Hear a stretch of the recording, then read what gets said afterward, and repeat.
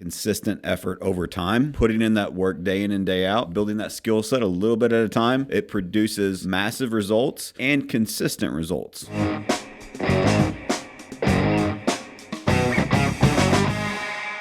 Welcome back to All or Nothing in Real Estate. I'm your host, Matt Smith, founder of All or Nothing in Real Estate. This podcast, this brand is a movement to give back to this amazing industry that's changed my life for me and my family, and I hope we can help you do the same. Today, we've got a very, very special episode. I think let's talk about the current landscape in the real estate market. You look everywhere, it's doom and gloom. You look everywhere, there's excuses. There's people getting out of the business. There are problems everywhere. Problems aren't hard to find, especially in today's real estate landscape. But today, what we're going to talk about, we're going to work through with someone that is actually solutions focused and taking those problems, working through them, and having their best year ever, their best month ever, despite what is going on in the market. Someone that's in the trenches doing it every day, and hopefully you guys can learn from it. So without further ado, we have special guest Kent Wheelock. Hey, good morning, Matt. Thanks for having me today. Yeah, welcome, Kent. Excited to have you. Excited to talk through this with you. Just be an open dialogue, so hopefully people can learn some lessons from you.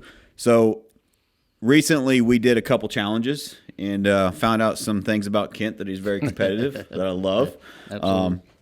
Use that competitive edge to help you propel your business and continue on our focus here in our company of changing lives. And so one of those contests that we did was 30 dials for 30 days. That was 7 days a week, 30 days straight. Mm-hmm. Let's talk a little bit about that. Before we go into the depth of that, let's tell everyone kind of the context of it. That's one challenge that we did, but what we're going to talk about is the results that has produced for you, the habits that it's built, the momentum in your business, despite what's going on in the marketplace, the traction that you've gotten in your business because you were focused and you focused on, honestly, just the small things. What can I do to win the day today? I think too many people fall for the trap of I need the magic pill, the magic bullet, and they get into overwhelm. They want that magic lead. They want the person that falls in their lap. And I think what you've realized and observed is that consistent effort over time, putting in that work day in and day out, building that skill set a little bit at a time, it produces massive results and consistent results. What are your thoughts on that? Absolutely. It's just the basics, right? Yeah. It's the simple basics. I say simple, but it's not easy, right? Sticking to those basics is not easy because we've all got distractions. We've all got things that we think are more important going on all day, every day. But it's sticking to those simple basics that are going to drive success. When I got word that this competition was coming, like you mentioned, Matt, I'm very competitive, right? I heard somebody recently say that there's two things that drive us: fear and faith. So for me, the fear of losing drives me, right? I do not like to lose. Very competitive. I've been competitive like that my whole life. So when this competition came up, I said, absolutely, I'm going to take part in that competition. I just made my mind up from day one that if I'm going to do it, I'm going to win it, right? If not, why are you even Why are you in it? Why even compete? Right? Yeah, if you don't think you can win or you don't have the confidence in yourself or you're not going to play all out to win, why the hell are you competing? Right? I think that's quick tangent. That's what's wrong with the damn world. Is people get tired of competing. They don't want. It hurts when you lose. Well, try harder, get better. Right? That's how we learn. Absolutely. So this competition was like you described. $30 for 30 days. You had to be in the competition at the end. You had to make $30 for 30 days, 7 days a week. Yep. And whoever set the most buyers or listing appointments in that time, if you made those 30 dials, was the winner of the competition. How many appointments did you set in those 30 days? So in those 30 days, I set 29 appointments. Almost an appointment a day. Almost. I fell short of my goal. So, guys, I want to break that down. This was roughly in the month of November, end of October, right? It was October. Was it all of October? The month of October. Month of October, when our business historically here slows down drastically. We're in Missouri, so it's seasonalities, right? Typically it's a slower month. But think about that for a second. How would your business look? Your current business as a single agent, as an agent on a team, it doesn't matter what it is. If you were on a pace to set 1 appointment per day, how much better would your business look? And reality is, only thing that you did differently was you were very intentional, you stayed consistent, and you were very, very focused to make the most out of those 30 dials. Literally an appointment a day. That's like mind-boggling to me. Yep. You know how many agents don't have 30 appointments in a year? The majority of them. Right? And it's just crazy to think, like, to really break this down so that everyone can learn from. And it's Kent said it. It's simple. It's just not easy. But what happens is we get in our own way. I did a little tangent on this in our sales meeting yesterday. Is I said that one of the things that I think is a challenge for me as a leader for bringing new agents in our organization is when an agent gets a quick win that wasn't earned. As an example, I used an agent on the team as an example, and I said, this agent's doing great, but they would have done so much better had it been a little bit harder for a little bit longer in the beginning. Mm-hmm. And one of the examples that I gave was, as an example, she got her license, and in her first week of onboarding, one of her friends reached out and said, hey, I want to buy a house. Good for her. Like, don't mistake it. I'm so happy that happened and she was able to help her friends. I'm so happy that happened for her. However, the asterisk to that is that was a detriment to the jump start to her career that I expected her to have. Because now her expectations in this business are that's how it works. And when in reality, that's not how it works. Things just don't always fall in your lap. It can be a detriment to her confidence, to your momentum in your business, et cetera. And so long story short is I think that if we just really unpack what Ken accomplished, and we will continue to unpack it, but if someone wants to take a lesson from this, it is super simple. Consistent, disciplined action each and every day. What do you need to do today? Give me 3 to 5 things. What do you need to do today that are actionable, that you can do, that you can accomplish, but will move the needle forward? And do them every day without fail for the next 30 days. And then turn around and look back and see if your life is different. I guarantee you'll be in a better place. But the problem is people will find an excuse. They will find some shiny object. Well, it didn't work for me today, so I'm not going to do it tomorrow. It doesn't work every day. Did you set an appointment every single day? I did not. How many days did you have where you didn't set an appointment?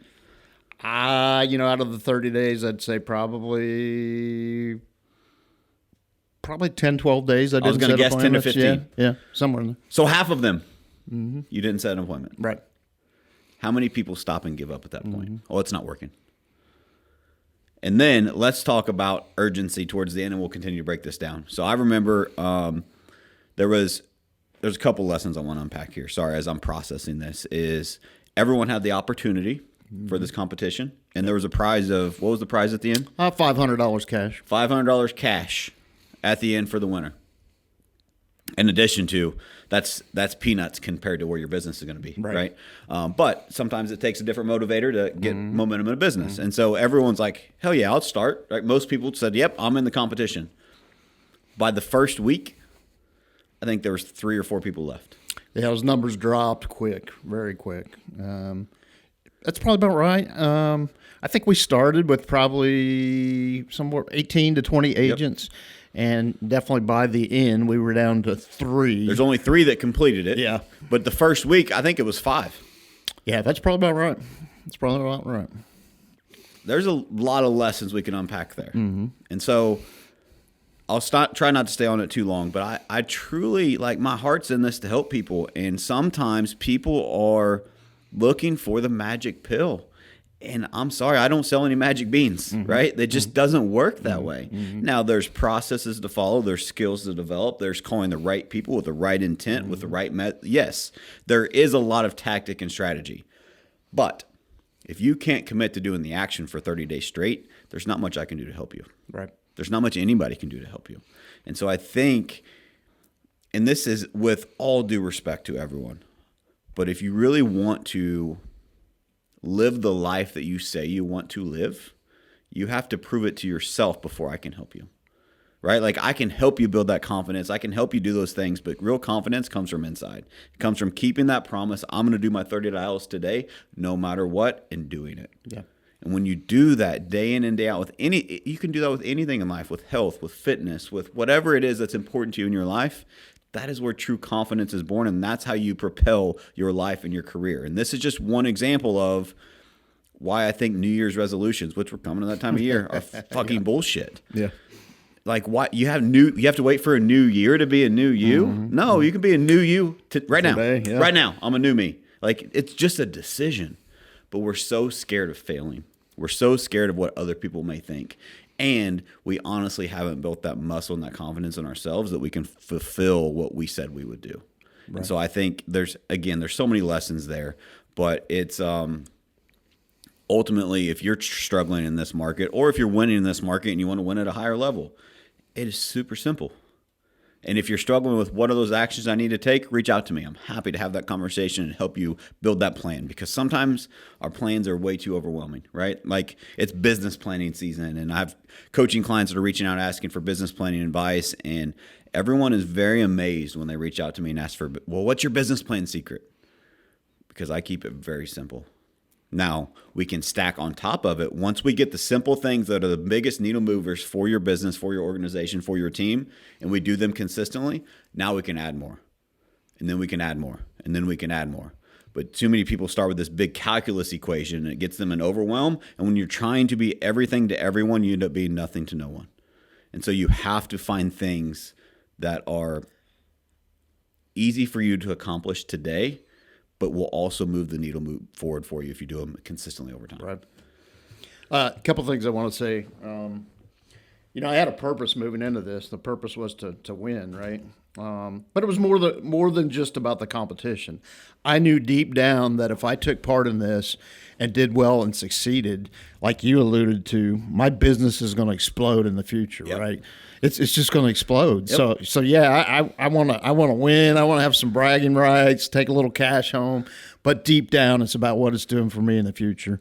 So what I found, the initial motivator was just the competition. But what I found is, as I started to progress and move through the month and saw success, that success, was motivating me even more, right? That success was driving the motivation, right? I needed that initial push to get out the gate, but then as I saw success and was getting appointments made, that just motivated me and drove me to act even more, right? Wow. Yes, dude, that you don't understand how big of a bomb you just dropped there. That is phenomenal. So we're going to unpack that. What he just said was, he started for the motivation. His motivation was, hey, I'm going to win. I'm a winner. Maybe take home a little cash. I'm going to have bragging rights, all those things. But as you started going and progressing, what kept you going, your motivation changed. And your motivation, you were motivated by your own success, by your own momentum, by your own confidence that you built in yourself. It reminds me of a recent podcast that we did, which you guys should go check out. An amazing leader in this business, Will Grimes, was on this podcast, and you and I both saw him speak at Sales Power. Yep, sure did.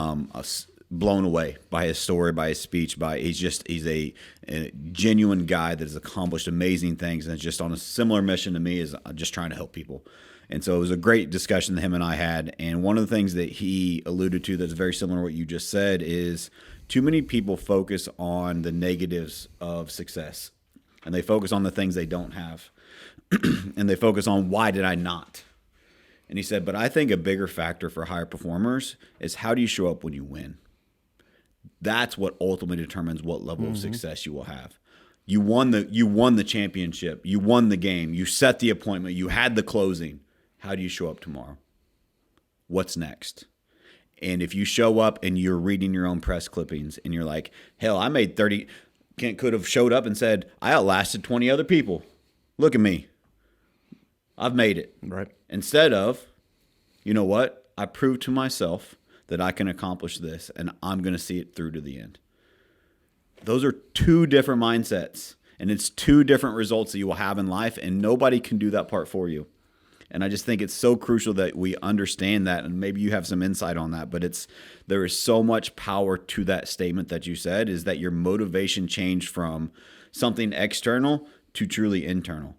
And when you can be motivated by things internal in your life, you can conquer the world. Yep. Because it doesn't matter what happens around you, because you're doing it for you. What you just said about I could have just rested on my laurels and whatever. Reminds me of that saying we always talk about, that people quit doing what works because it works, right? You've got some success for a short time, so you say, look, I can let off the reins, I can back off a little bit, and then you get in a grind where you're in a groove where your business is not doing what you want it to because you took that break, right? So it reminds me exactly of that. So my intent, my plan moving forward is to keep this momentum going, right? I've got a lot of momentum going, and we'll talk about, we had a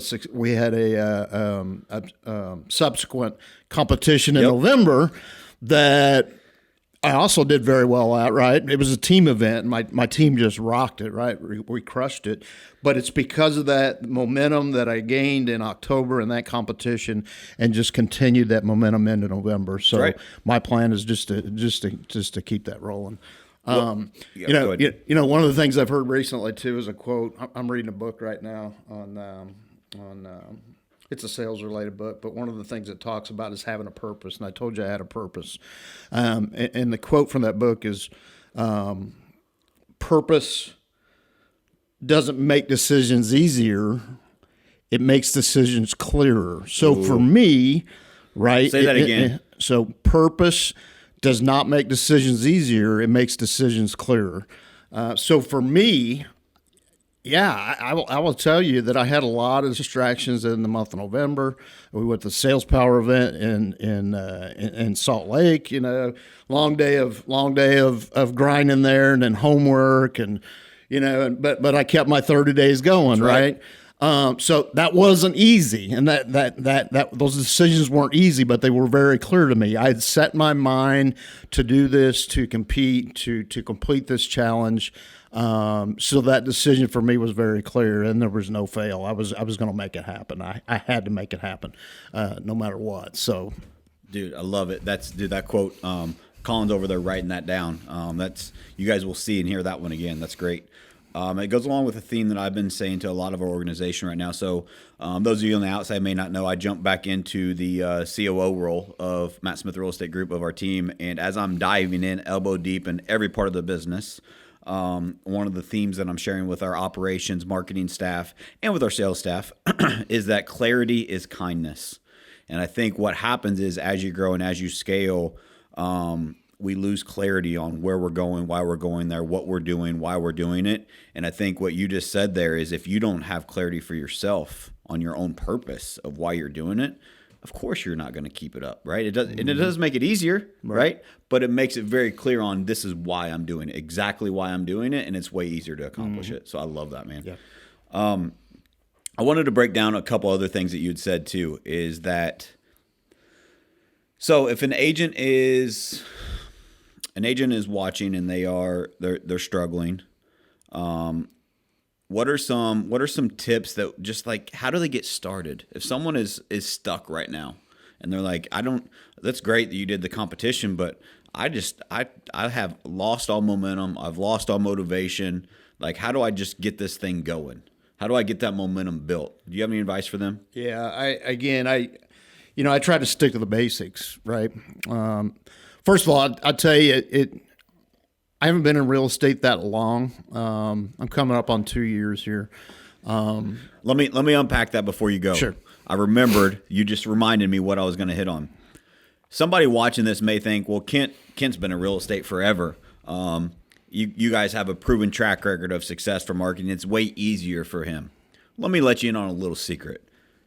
Kent is less than 2 years in the business. His main office is our new office that he's helped boots on the ground get started with no reputation, no brand. And despite all of that, is still able to accomplish what he's able to accomplish. So I would just challenge you, whatever excuses you were telling yourself, you owe yourself more than that. Get rid of them. Because if you have your excuses and you think that you're right, guess what? You're right, but you get to keep your excuses and you don't get the results. You can only have one. And so what I would challenge you is just realize whatever you are going through, and I've had conversations with agents, is why I'm going here, and instead of accepting what is, sometimes they will point the finger and be like, well, it's easier for that person. Well, it's easier for you, Matt. It's easier for you, Kent.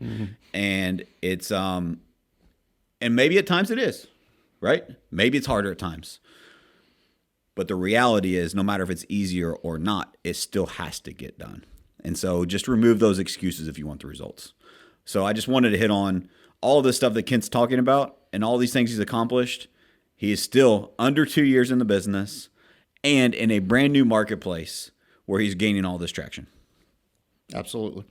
So you asked if I had any advice for back to the new agent struggling. So, first thing, I was challenged with this when I started in the business. I'm an overthinker, right? Yep. I came from a profession that I had to think. I was in the military. I was an intelligence soldier, so I had to think and think deep, because if I didn't, soldiers' lives were on the line, right? In real estate, do you have to think? Obviously, you do, but don't overthink, right?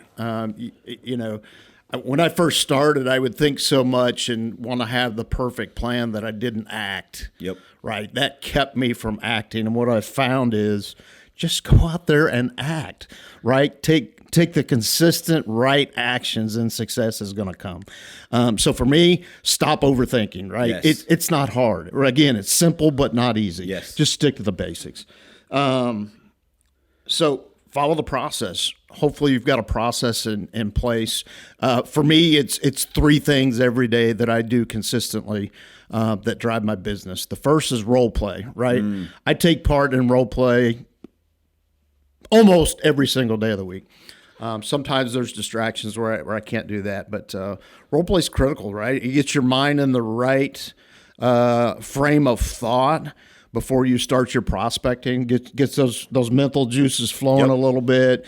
You're practicing with your peers rather than practicing on leads, which is critical, right? Well, let's go talk to the agent let's dive deep on that one. Let's Sure. talk about role play as an example. If role play is not part of your daily routine and you're struggling right now, I found your problem, right? Because your thoughts of this is a bad lead, or this isn't converting, or I don't know what to do next, comes from lack of practice with your peers and you're practicing on your clients, and so you're not converting those at a high level. Like I spoke on this on stage at a couple events this year, and I asked the audience, I said, everybody, if you don't have enough sales, what does every real estate agent want more of? They want more leads. But do more leads equal more sales? No. It does. More leads is sometimes the answer, but it's not always the answer. It's conversion of those leads. It's having the right conversations, having the right skill set, having the right follow-up plan. Like, I think that we have fallen into a trap, especially because of the recency of the real estate market. Go back, maybe not this last year, but go back the previous 2 years and the pandemic market, the unicorn market that we were in. It just created this expectations that are just unrealistic, and the expectation of, well, I'll work with the people that fall in my lap. And that's just not what this business is. And what this business is, if you're able to proactively build a funnel like Ken is talking about each and every day, he did with the competition, he did it with the appointments, he did it with the next competition that was in unison to that. And I promise you his business will be impacted for the next 6 months because of what he did in the last 60 days. And it's because of the funnel that he has built consistently with the action versus setting back and saying, well, this lead didn't convert or this one didn't do that. He is practicing each and every day, and he's being proactive in his business. So on role play, I could not agree more. We are privileged in this business to be able to help people the biggest purchase or sale of their lives every single day. Yep. So that role play, it gets me, like I said, it gets me in the frame of thought, but we're seeing new objections every single day. So it gives us a chance to talk about those objections and how we can handle those objections. And it just leads to better conversations when you're actually talking to leads on the phone, right? Which drives your future business. And let's talk about what an objection is and what it isn't. Most people think an objection is something that is, how do I say this? Most people have a false perception of objections. And what I mean by that is they think those are a bad thing. And I just coach people differently. I teach people to expect an objection. Let's put yourself in their shoes. When's the last time you went to buy a car or you went to buy something that you had to deal with a salesperson to buy it? A significant purchase. Were you excited to talk to that salesperson? You need to buy a car, but you don't want to talk to a salesperson. Right. So what do you tell them whenever you call the car lot or they call you if you're fiddling around online? What do you tell them? No, I'm just looking.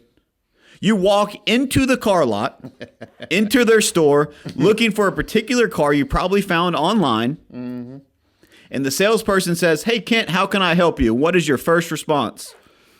No, I'm just looking. Nope, just looking, yeah. That's not an objection, guys. Right.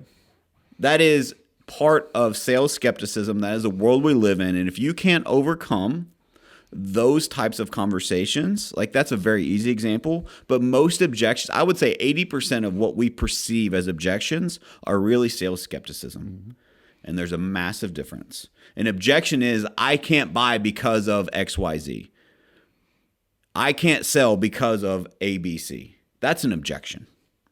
But we don't even get to the objection because we allow the sales skepticism to prevent us from moving forward in the conversation.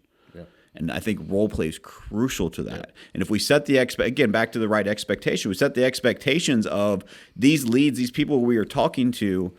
If we were in their shoes, we would give skeptical answers too. And so expect the skepticism. Don't get offended by it. Acknowledge it, overcome it, adapt and move forward in the conversation and provide them value. And if you do that, great things happen. You can set 29 appointments in 30 days when you do that. Yep. So the other two non-negotiables in my day are prospecting, right? We're getting new leads every day, and it's critical to reach out to those leads as soon as possible and start those conversations. And then the last is follow-up. I've got some holes in my game. Follow-up is one of the holes I've got in my game, and I'm seeking to improve that. But, these are people that I've already talked to that I know, they're somewhere in the funnel, right? All stages of the funnel. They're people that I need to follow up with to keep interested in purchasing a property. I represent buyers. So, consistent follow up with them, keeping them up to date on the market. I'm a data guy, right? Yep. So I dig into the data of the market every day. And, rather than trying to speculate what's happening, I use that market data to educate people on what is actually happening in the market rather than just guessing, right? Yep.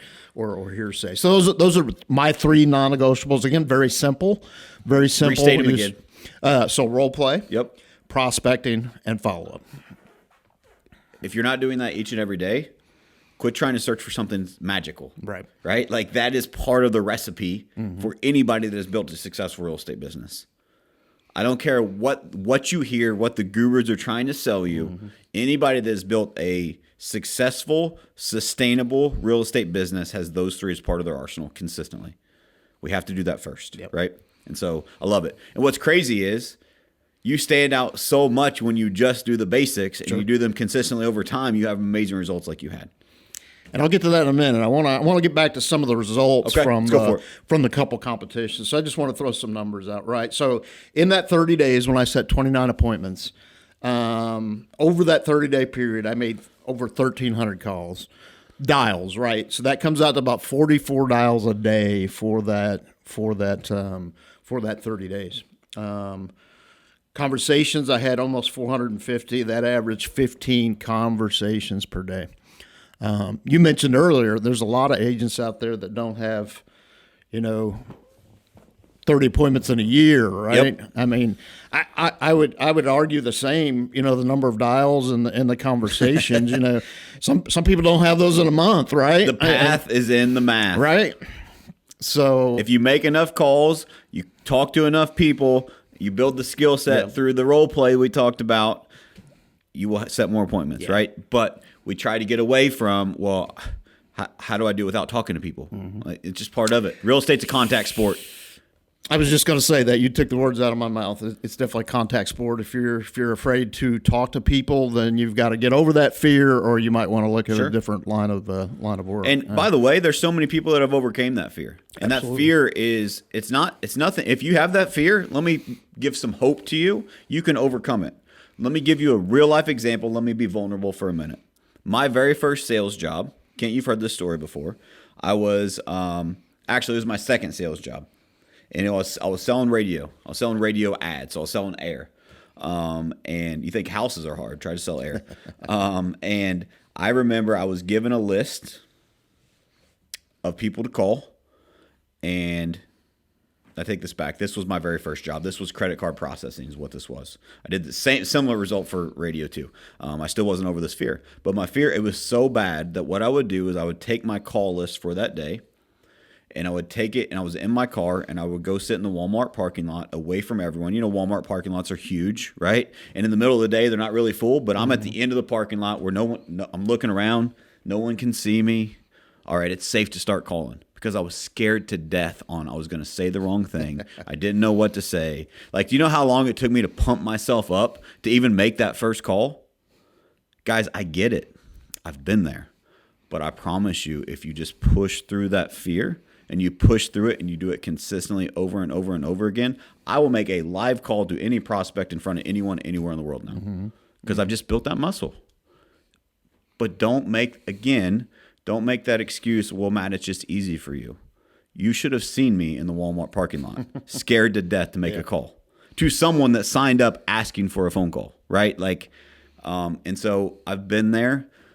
You can work through it. You just got to do it yourself, be around the right people that push you, that hold you accountable. And it doesn't happen overnight, but consistently improving upon that. And I promise you, it's whatever you want is on the other side of that fear. Absolutely. Absolutely. So out of all that, so far, since that time, out of those 29 appointments, I've had 18 of those appointments met. I've got one under contract from those 29 appointments. I've got 3 active listings that have come out of those appointments. And then I want to get to the next competition because it continues, right? So before we go to the next competition, let's talk about the last day of the 30,000. Yeah, that's exactly days. where I was going to go. Okay. It's worth talking about. So, I don't know, a day or two before the end of the competition, Lauren, one of our sales managers, put out a thing in our chat, asking people to vote on who they thought were going to win the competition. And so one of my fellow lake agents, Nick, and I, we were neck and neck the whole month, just the whole month. He'd be ahead by 2, I'd be ahead by 2. We'd flip flop, and it was just that way, right? We drove each other. But when Lauren put that out to vote, another lake agent, good friend of mine, John Pimentel, he said, "I got Nick. Nick's going to win." And I saw that and it pissed me off. I said at that time, "Nope, this ain't happening. John, don't bet against me." So I think that was actually the day before the It was the night before the last day. Yep. Yeah. So I toss and turn all night thinking, how the hell am I going to win this competition? I got to show John that he's not right. So I got up the next morning and just laser focused, intent, very assertive. I came up with a plan of how can I make this happen.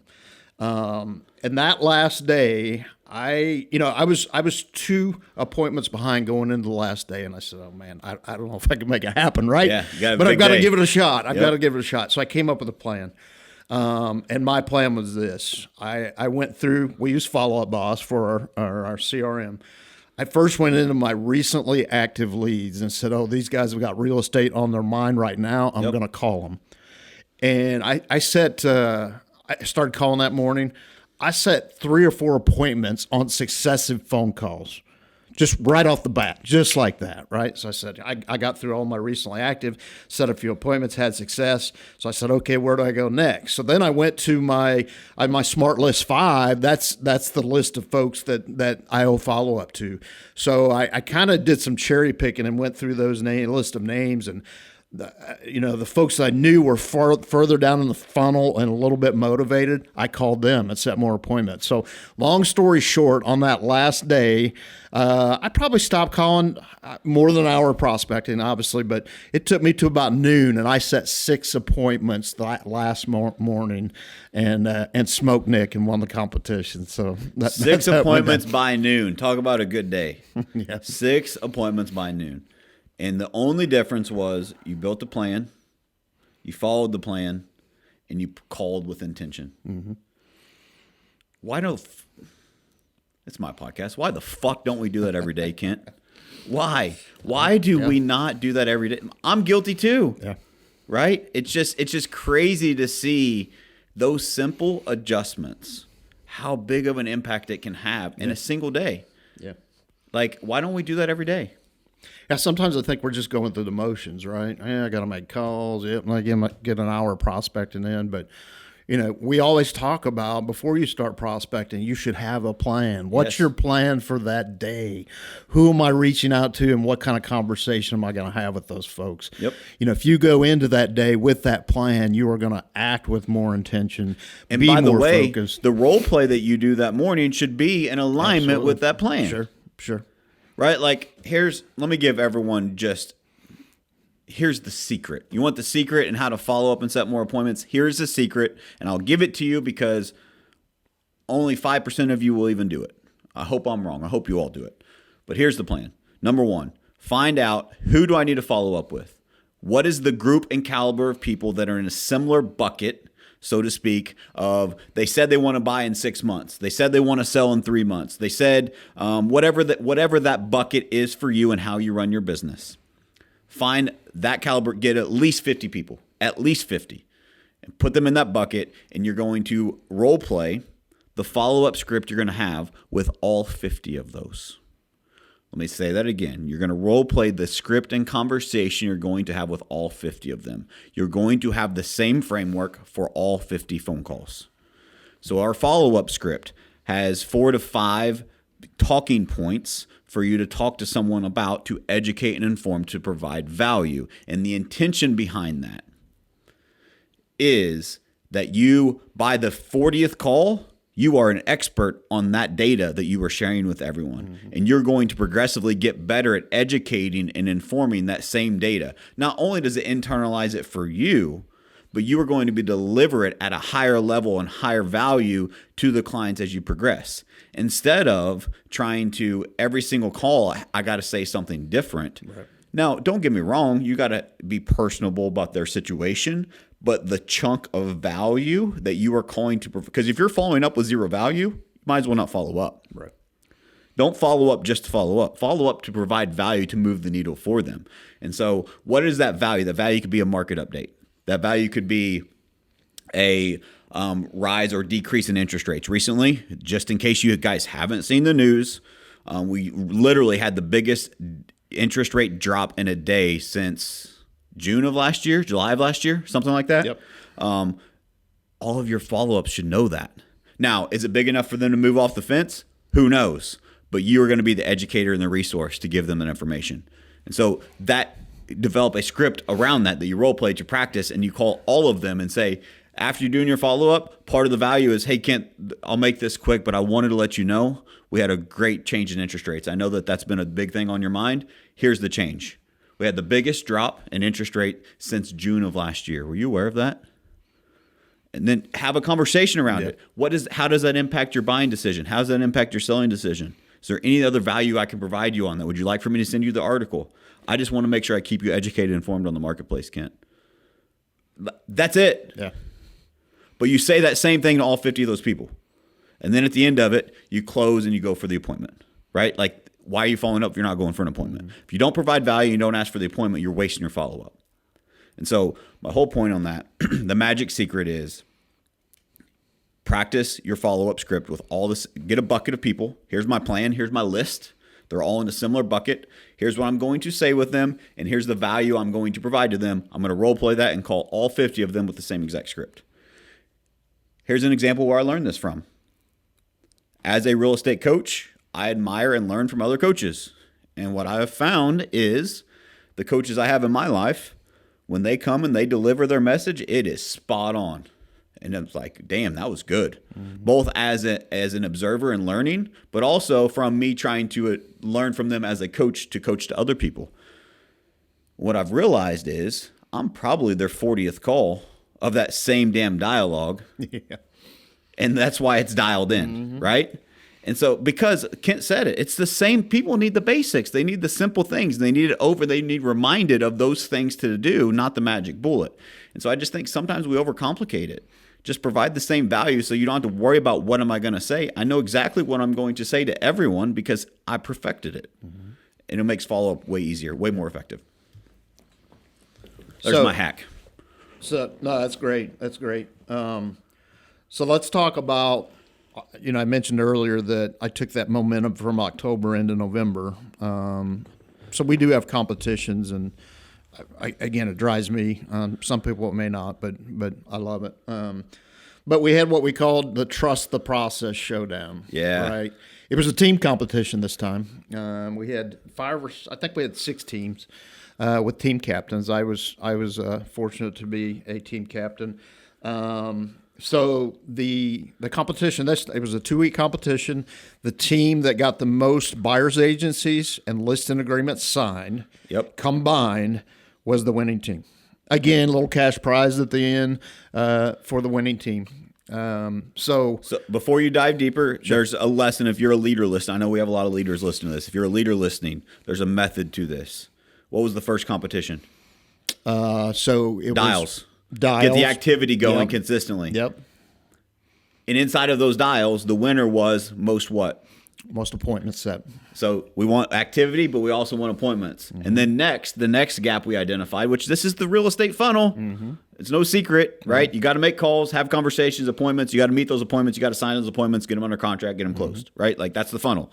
And so that is where our competitions go in alignment to create momentum for people that follow in the competitions. So there's a quick lesson. If you need to encourage, motivate, inspire your people, which I think we need to as leaders, that is, don't do hey, most closings this week and then most appointments next. Like make sure there's a cadence to it. And we also did individual, and then we rolled it into, let's get some camaraderie, let's get some teamwork, right? And so just mix and match those in a theme that makes sense to produce results, because contests are awesome if it gets people fired up. But it's even better if it has a massive impact on their business, which is the goal of the contest. So make sure you think through those. Yep. So we got an internal little chat going on my team where we shared our wins every day, right? Because when you see wins, it motivates you, right? So we cheered each other on and got those wins and shared our wins. And at the end of the 2 weeks, our team won. We said, we had 27 buyers agencies and listing agreements in total. And how many people? 6 people. 6 people. 6 people.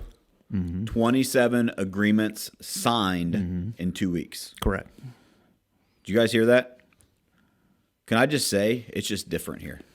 It's different. It is different. We have people that are getting shit done and making a difference in this marketplace, boots on the ground. So if you're following this, one of the reasons I brought Kent into the show is because he's accomplishing amazing things, but I want to give people hope. You can do it too. It's simple. It's just not easy. And there are people that are winning at an extraordinarily high level. So don't believe all the negativity. Don't fall victim. We have enough victims in this world. Go out and overcome. Yep.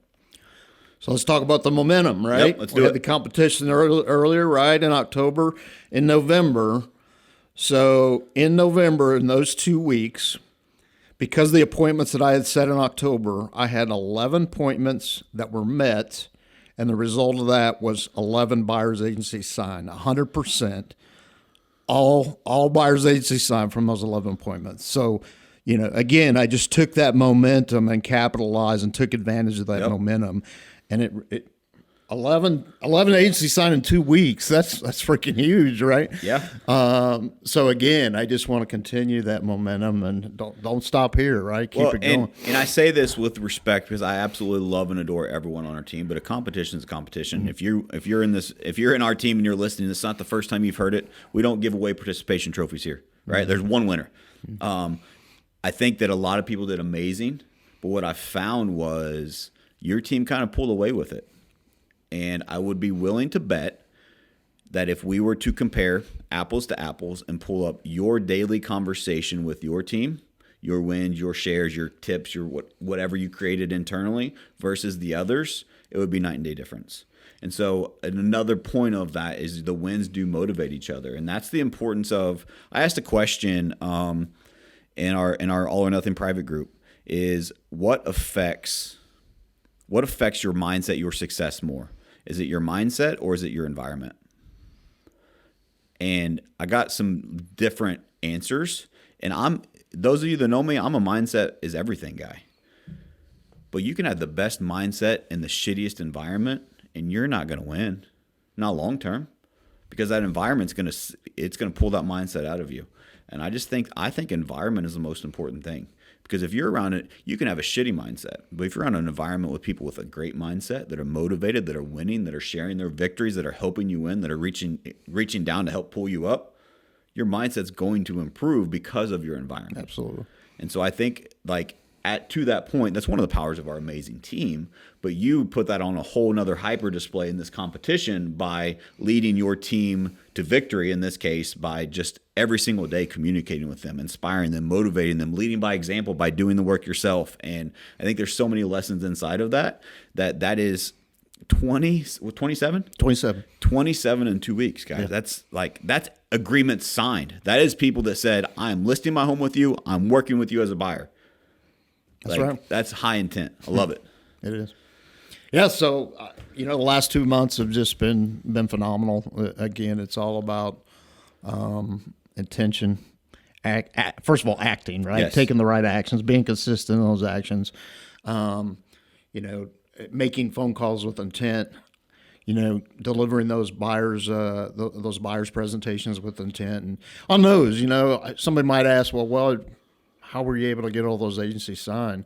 For me, again, it all comes down to purpose. Our core focus here is changing lives. So when I go into those buyers' presentations, that's what I've got in mind. What can I do for these folks? I've heard their story. I know what their plan is and why they've got to purchase. There's some great stories out there.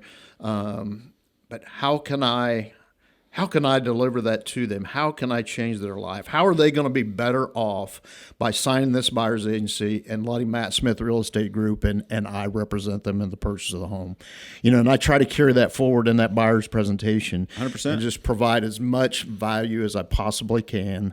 And it's just worked out that, and so I'm a little bit more assertive than I used to be too. Good. After I got done with those buyer's presentations, I would give them the buyer's agency, and I kind of left it like, sign it if you want or don't sign it if you don't want to, right?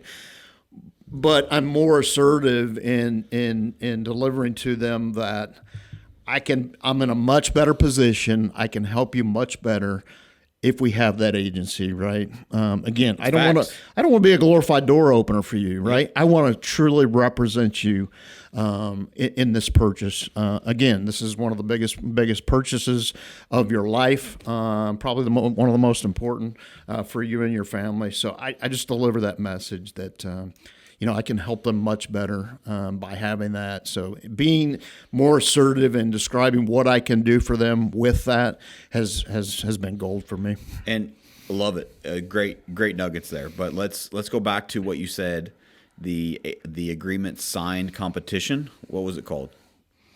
Trust the Process Showdown. Why do you think it was called that? That's part of the process. That is part of our proven process here at Matt Smith Real Estate Group, that if you just follow it, I can't say I guarantee, but I will tell you there's no one that has followed it that has not been massively successful. And so what happens is we try to outsmart the process. So we get uncomfortable because that one person didn't want to sign, or that one person hung up on me, or whatever it may be. We let that get in the way of our purpose, like you said, of how can I better serve this person that I'm sitting right across the table from? How can I better serve them? And what we have decided as a company is we can better serve them if we represent them. Now, if at some point, at any point, we are not holding our end of the bargain and they don't want to be represented by us, we have a cancellation guarantee. They can cancel anytime. Mm-hmm. I literally talked about this in our sales meeting yesterday. Here's why buyers agencies are tough for buyers. Most buyers think the buyers agencies are for the real estate agent because they've heard horror stories of getting burned and tied into an agreement they don't want to be a part of. Their agent's not doing their job, and they sign that so they can secure a commission. We at Matt Smith Real Estate Group, and what I recommend and encourage you guys do is you sign the buyer's agency so that you can assist the buyers at a higher level. You sign it for them, not for you. And when you really have that approach, which you heard Kent demonstrate, the buyers appreciate it, understand it, and you can actually help them with the biggest purchase of their life. But without it, use Kent's words, you are a glorified door opener, and they deserve better. Yeah. Absolutely. I love it. Kent, let's wrap this up, my friend. So let's do some parting words here. What do you got for the people? Again, get out of your own head, right? I've been there, right? I just think too much. If you've got a fear of something, the only way you're going to get over that fear is just act. Just do it. Just get out and act, right? And it doesn't have to be, you don't have to make 30 calls for 30 days. You don't have to act this big thing, right? But do something and do a little bit more than you did yesterday. Mm-hmm. Mm-hmm. If your consistent routine now is 5 calls, do 7 tomorrow. Yep. Do 8 the next day. Then you get to 10. Yep. Then you get to 12. Celebrate those small victories because everybody is running their own race. There's too much comparison in today's world, and everybody is comparing themselves to the Instagram highlight reel version of everybody and all these gurus you see online.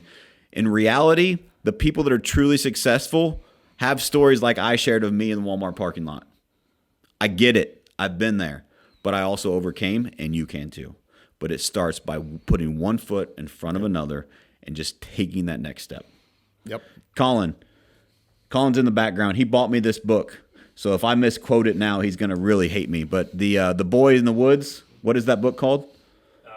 Let's see. It's The Boy, the Horse, the Fox, and the Mole. The Boy, the Horse, the Fox, and the Mole. Something like that.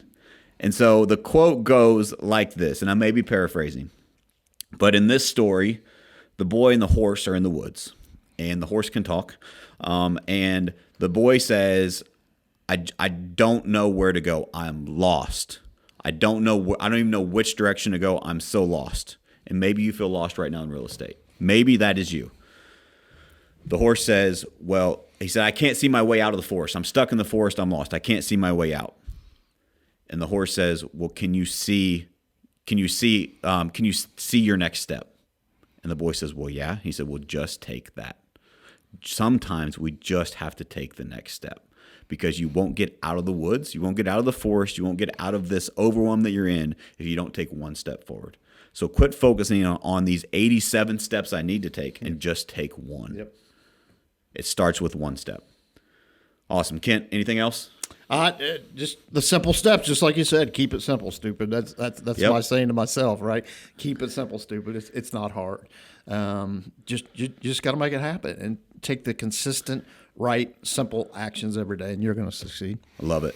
And if you guys need help with that, we're here to help. Kent's here to help. We're here to give back. So reach out to us if there's anything that we can do to help. One way that you can get a part of this community is we're getting more engaged in our All or Nothing in Real Estate private group. So Colin will link that in the show notes so you guys can access that. It's by invite only, and it's exclusively for people who want to level up, who want to learn, who want to be like-minded. And so if that's you, we would love to have you in that group. It's a way for us to contribute, to give back. Like I said, your environment matters, and we want the right people in our environment. We can all learn from each other. So Kent, thank you so much. Appreciate it. I know that people got value from this. I know that there's a lot of people that reach out as their business planning for 2024. And there's some people that are planning, and their plan is, I'm not sure if I'm going to be a real estate agent anymore. And so if that's you, I hope this episode helped you. If you are looking for that simple process, those simple steps, go back and listen to Kent's 3-step process there. In addition to that, we did a podcast a while back on the power list. It is my secret tool that I still use each and every day on 5 things, critical tasks to move the needle forward. It's a very simplified version. And so go listen to that episode as well, because that will help you get that momentum, that traction in your life. And as always, guys, we appreciate you listening. If we can be of any service and help, please let us know. We only ask one favor. If you found value in this episode, share this with a friend. This is a movement to give back to this industry, to give people hope, to give people guidance, to give people direction so they can live the life of their wildest dreams. Thank you, guys. Appreciate you. See you next time.